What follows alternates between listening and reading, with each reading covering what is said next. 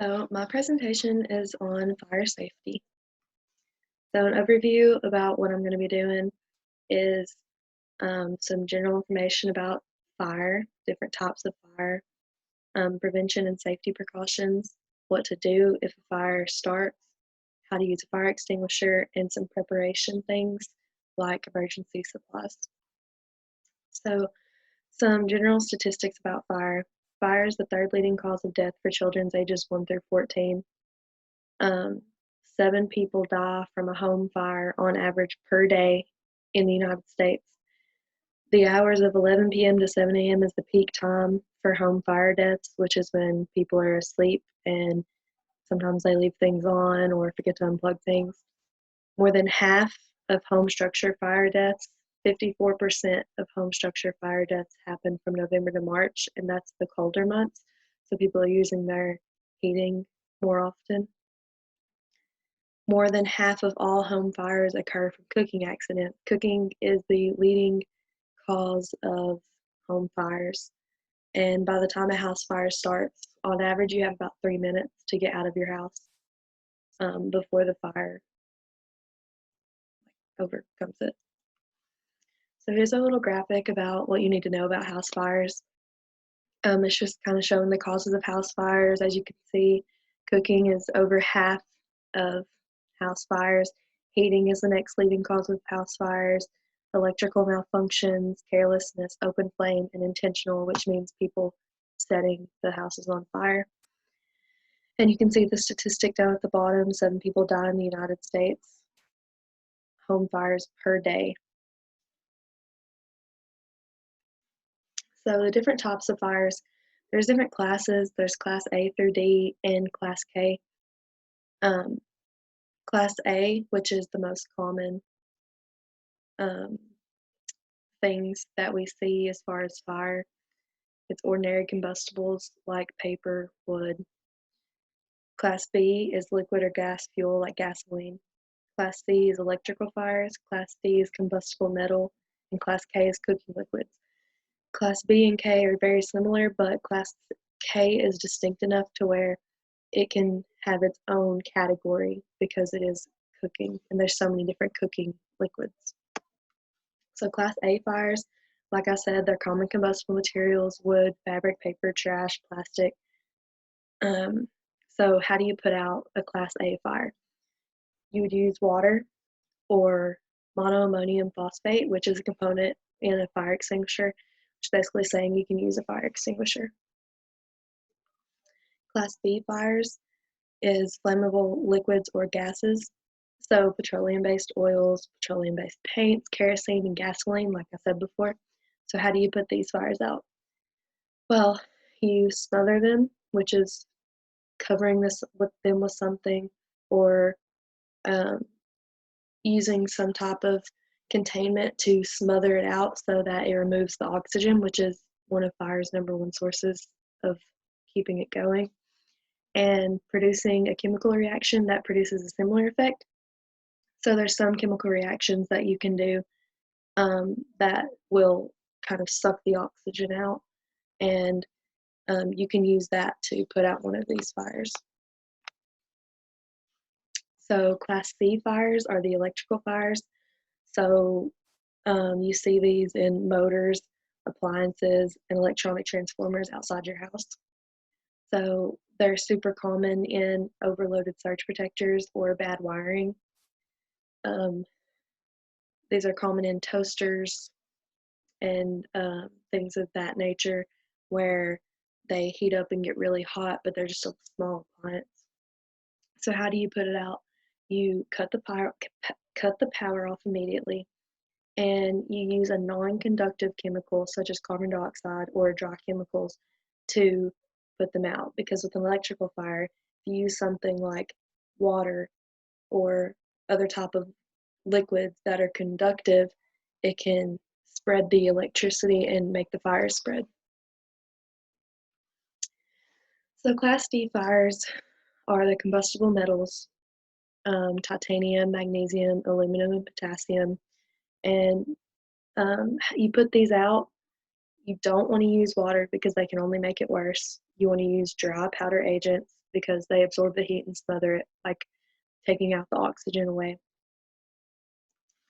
And Class K fires are the most leading cause of house fires, which deal with cooking. That you usually use grease, lard, cooking oils, animal and vegetable fats when you cook. And so these are very flammable, and if they get too hot, they can cause fires.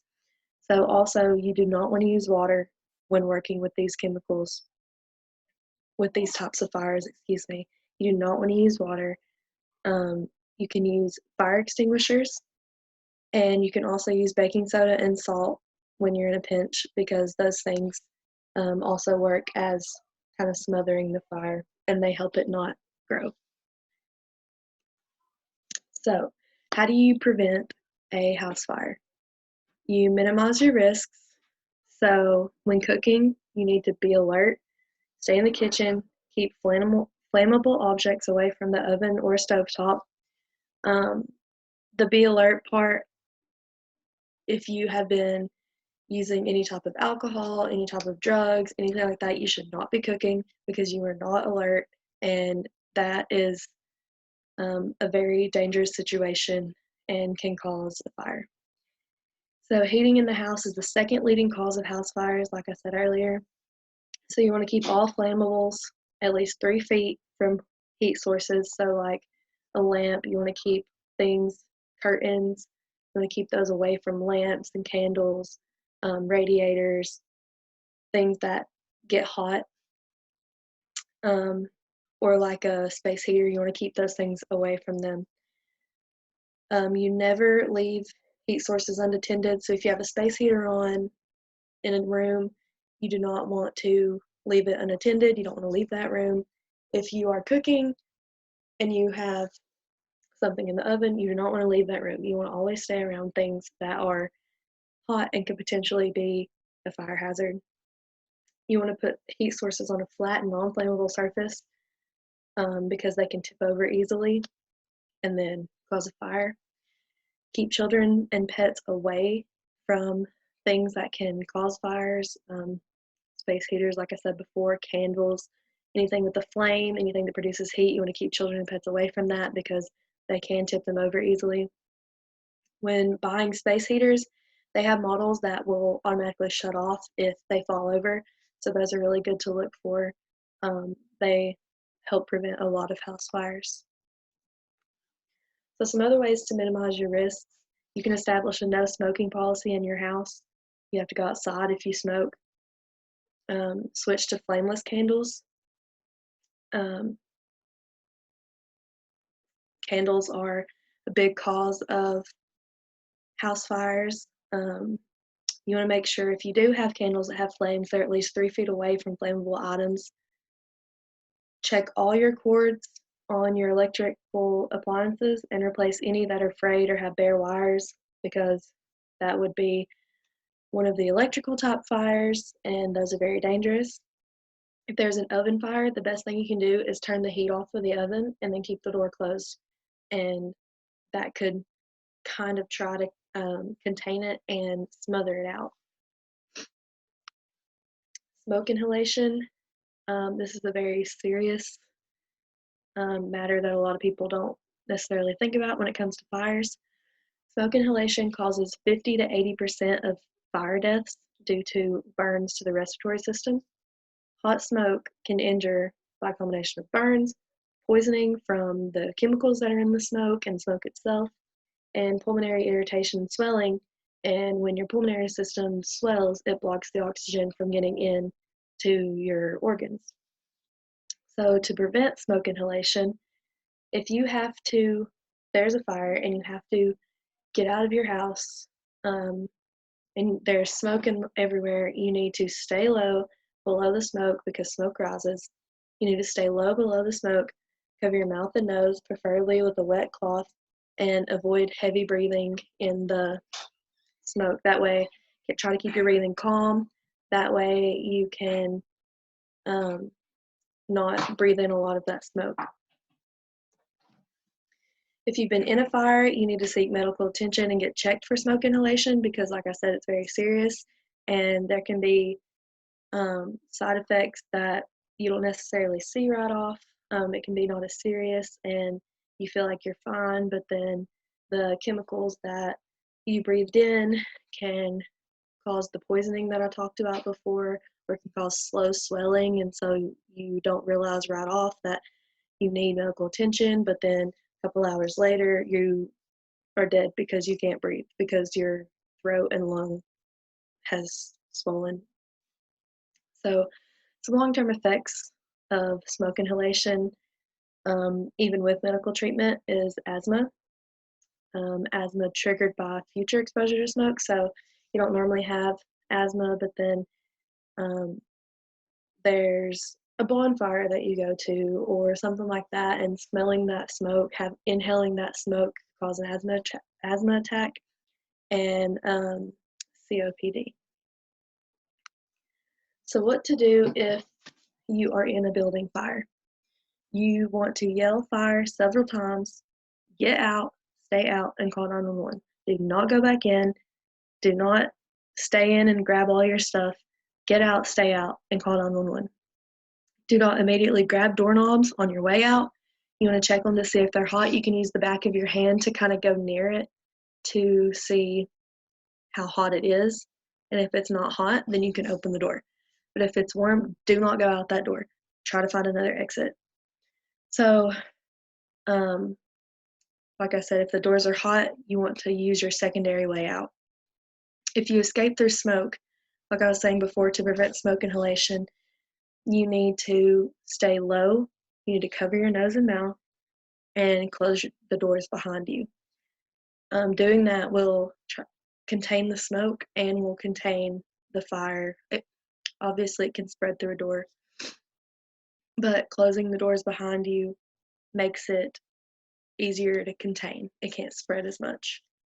So if smoke or flames completely block your exit routes and there's no way you can get out, you live on the 7th floor of an apartment building and your window, there's fire right outside your window. Your door. There's no way you can get out. There's fire right there. You've checked the door is too hot. You can't. You need to stay in the room with the doors closed. Try what you can to get a wet towel or fabric or something, put it under the door, and call 911. You need to open your window and wave a bright colored fabric or cloth or some type of colorful object that people will see to get people's attention. And once you get their attention, you need to tell them you need help. So if there's a fire and your clothes catch on fire, we've all heard the stop, drop, and roll. We all know what you're supposed to do, but when you're in that situation, you'll forget it. So you need to practice these things and think about these things frequently. So if your clothes catch on fire, you need to stop whatever you're doing, drop to the ground, and cover your face if possible, and then roll back and forth or over and over until the flames go out. Do not run because it will only feed the fire, giving it more oxygen and make it burn faster, and that's no good. After the flames are out, you need to cool your skin with water for 3 to 5 minutes and call for medical attention because you could have burns, you could have smoke inhalation from your clothes being on fire, anything like that. So, how do you use a fire extinguisher? If you have a fire in your kitchen, how do you use that little fire extinguisher that's sitting beside your stove? So the best way to do that is to remember the acronym PASS, P-A-S-S. So P stands for pulling the pin while pointing the nozzle away from you, and it releases the locking mechanism. You want to aim low towards the base of the fire because hitting the top of the fire is not going to do any good. You want to hit the base of the fire so it starts it at the bottom and doesn't just clear the top of the flames. You want to get the bottom so it shuts off the source and makes the flames not spread. Squeeze the lever slowly and evenly, and then sweep the nozzle from side to side, still pointing at the base. That way you can get all of the fire. So when you're using a fire extinguisher in a building fire or say in your house, you want to make sure that everyone has left or is on their way to leaving the home. The fire department has been called.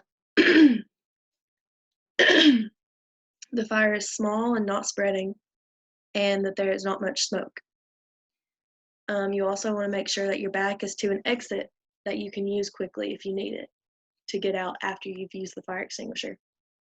So if my laptop right now is on fire, I would pull the pin, point it at the bottom, squeeze the handle, and then go back and forth, and I could jump out the window behind me if I needed to. So I put this note at the bottom because, as obvious as it may seem, people will still try to do this. If the fire is too big and it is spreading, do not try to put it out yourself. Do not do that. Wait for the fire department because you may not be able to do it accurately and successfully, and that could be dangerous and harmful to you. So, some preparation for an emergency at all, but specifically fire safety, preparation for if there's a fire in your home. You need to have an escape plan and make sure that your family has practiced it. You need to practice getting out with your eyes closed, staying low, and keeping your mouth covered. Practice your stop, drop, and roll if you were to catch on fire. Because, like I said before, you hear this all the time. You were taught it when you were little, but during the situation, you're likely to forget it and just run around screaming because you're on fire. I know I would probably. Practice closing doors behind you because, like I said before, also, it helps contain the spread of smoke and the flames. It helps it not get through as quickly. You want to practice testing the door handles to see if they're hot. So sometimes automatically grabbing a door handle, use the back of your hand to kind of test it and see if it's hot. And teach kids to never to hide during a fire, and show them how to escape if they're alone and that you can't help them. So a lot of little kids, when you were scared, you probably ran and hid or something like that. A lot of kids do that. So if you're a kid and you're in a fire, there's fire everywhere, and you're terrified, you're going to go run hide somewhere, especially if your parents aren't around. So you need to teach your kids or the kids in your family how to escape in their room or other rooms of the house if they end up being alone and there's a fire and they have no one there to help them. They can at least know how to escape the house if that happens. Also, you, like I said, you need to make sure your family has practiced the escape plan, have an escape plan, and practice it. For some more preparation, you want to install smoke detectors in every bedroom, outside of every sleeping area, and on every level of your home. So I'm pretty sure my house has 7 or 8 rooms, and we have one in every room and 2 hallways. You want to have them pretty much anywhere so that you can hear them. If there's people with disabilities that are hard of hearing or deaf, there are smoke detectors that you can use that have like strobe lights or a different kind of noise, a louder noise, or there are also these things called bed shakers that you can attach if someone's deaf to the bottom of the bed, and if the smoke detector goes off, it'll shake the bed and wake them up. You also need to install carbon monoxide detectors outside of bedrooms. This will help kind of detect the smoke and can help with if there is a high level of carbon monoxide in your house. That can be very dangerous to inhale and have a lot of in your system. You need to test your smoke detectors and carbon monoxide detectors monthly and replace batteries every year. A lot of people don't do this. Half of people who have had house fires, over half, their smoke detectors are faulty or do not work at all, or do not have batteries in them, because that annoying chirp whenever your batteries are low does that for a reason. You don't just take the batteries out, you replace them, because smoke detectors can save your life if you are asleep and it alerts you that there is a fire. You need to replace the batteries every year and check them monthly. There's a little button on it that you can press that you test it with. So, like I was saying before, you need to have an escape plan. So, you need to plan 2 ways to escape from each room. This is what you're going to do with your family in your escape plan. Plan 2 ways to escape from each room. Make sure all doors and windows that access the outside can open easily. Identify other routes if doors are not accessible. Plan to use stairs in a multi-floor building. Never use an elevator in a fire. Designate a meeting place outside that is a safe distance from the building where everyone should meet if a fire occurs. And draw a map of the room you're in right now and make an escape plan. So that is our class activity.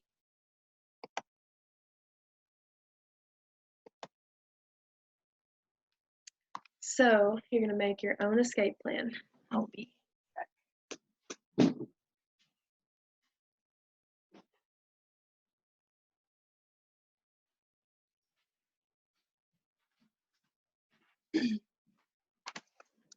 My escape plan was across the room. So what our class activity would have been if we could be in class is to make your own escape plan in the room. This works out well because we're all at home in different rooms. I want you to look around the room and note all windows and doors. So I drew an escape plan myself. There's the only door, and here are the windows, which are right behind me. The door leads to outside. The windows are a secondary escape route. There's also 2 doors that way that I can go into the dining room and go out my back door if I need to. So I want you to note all the windows and doors in your room, draw a map of the room that you're in, label all windows, doors, and potential exits, plan at least 2 escape routes out of that room. That way you have a secondary exit if your first one is not accessible, like I did with the door over here is my front door. I can go out there if I need to. These windows back here, I can use if that door is not accessible. And then you need to designate a meeting place outside your home and share it with your family. And that is where you will meet in case there's a fire and you have to evacuate your home. So basically, I'm kind of helping y'all out a little bit as far as fire safety. If you don't already have an escape plan, make your own escape plan. And you can have a little map of mine.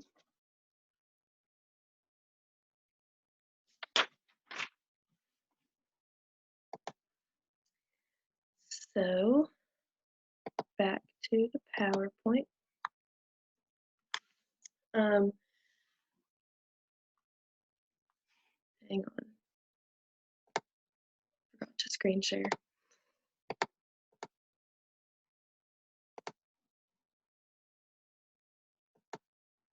No. Okay. So the NSC, which is the National Safety Council, partnered with other organizations to develop a home fire drill day, which is where you practice your escape plan with your family. You need to do this at night and in the day twice a year because your perception of your surroundings can change during the day and the night. So this day is held during Fire Prevention Week in October, and I know all you guys remember when Smokey the dog and the fire department would all come in to your schools and like show you all the stuff of how to stop, drop, and roll and how they use things to extinguish the fires and things like that. Well, that's in October. It's Fire Prevention Week. And the National Fire Protection Association stated that up to 71% of Americans have an escape plan, but that only 47% have practiced it. That is crazy. You need to practice your escape plan, because even though you have it planned out, if you don't practice it, you don't know if it could actually work. You don't know if there's problems with it. You don't know if your primary route is accessible, your secondary route is accessible, if they're both equally accessible and then they're both blocked off. You need to practice your escape plans with your families. So another thing to be prepared for a house fire. So a go bag is something that I learned about a couple years ago. It's really interesting to me because it's really smart. It's a duffel bag or some type of bag that contains emergency supplies. Your go bag in your home should include at least these following items. You can put more or less in there, but it should have at least these. 1 gallon of water per person per day for at least 3 days. So if you have a family of 2, you need 4 gallons of water per day. So 4 times 3 is 12. You need 12 gallons of water. You need enough non-perishable food for at least 3 days. You need a can opener. You need protein-packed foods that you can cook without electricity, such as tuna, peanut butter, and granola bars. If you have pets, don't forget about food for them. You need a can opener because a lot of non-perishable foods are in cans.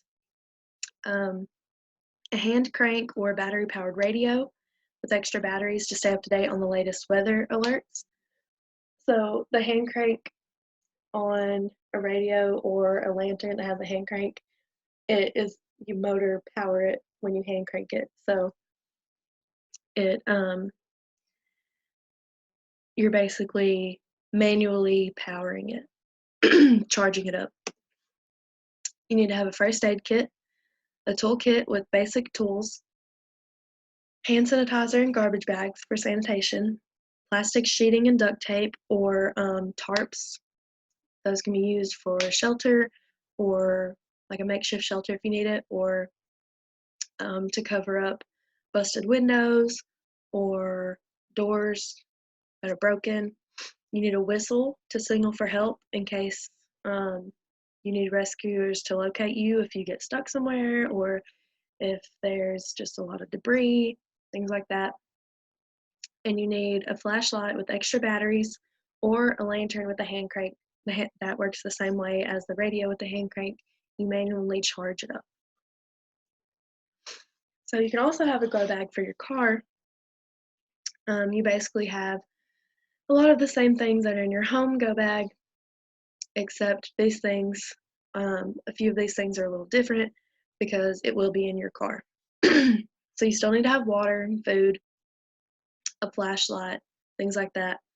But in your car, you need to have a properly inflated spare tire, a wheel wrench and a tripod jack, jumper cables, a toolkit and or a multi-purpose utility tool, flashlight and extra batteries, reflective triangles and brightly colored cloth to make your vehicle more visible, a compass, car charger for your cell phone, a rain poncho, additional items for cold weather that can include a snow brush, shovel, windshield washer fluid, warm clothes, gloves, cat litter for traction. In case you get on ice, you can put the cat litter in front of your tires and underneath them so you can get traction, and a lot of extra blankets.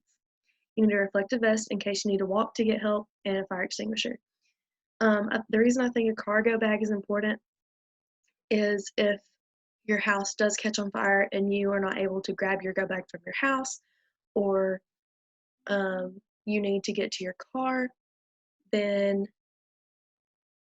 if your house is on fire but your car is not on fire, you can go to your car and you still have the same things and some more things that are more suited for your car. You have all the things that you would have had in your go bag, but now you have it in your car. So the good news with fire, I guess you could say, house fires. Over the past few decades, the deaths from house fires have gone down from 5,200 in 1980 to 2,710 in 2017. That is a huge difference, and I think it's because of the more advocation and education of house fires and those things, learning about house fires, learning about escape plans, learning about what we can do to stop them, all of the things that I have talked about in this presentation. And there's my works cited. So now I'll talk about my handout.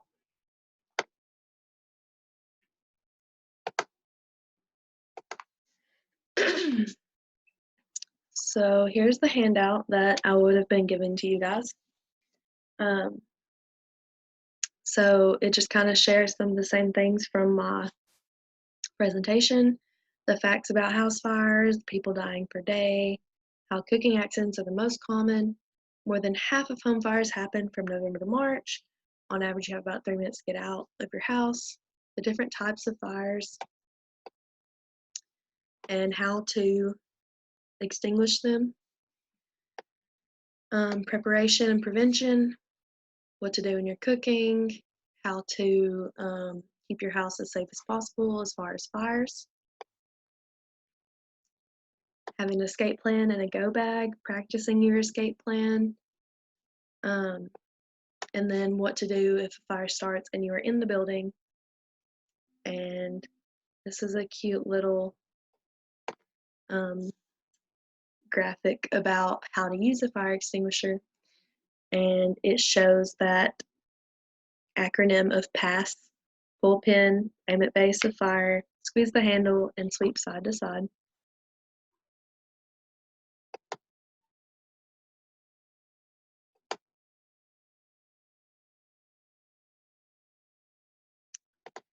Okay. And now, here is my poster.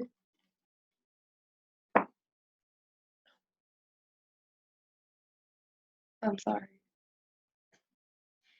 So I also put on it some of the types of fires, all the way from Class A to Class K. My poor excuse at drawing some fire down here at the bottom. How to use a fire extinguisher and our acronym down here for it. And some preparation and prevention tips when cooking, what to do to make your home more safe as far as fires go, having an escape plan, having a go bag. Just some of the things that I thought were the key points of my presentation. And remember, your clothes catch fire, stop, drop, and roll. So this poster, fire safety at the top, it is the key points that I saw and noted when I was making my presentation, just some things that I thought would be nice to know. And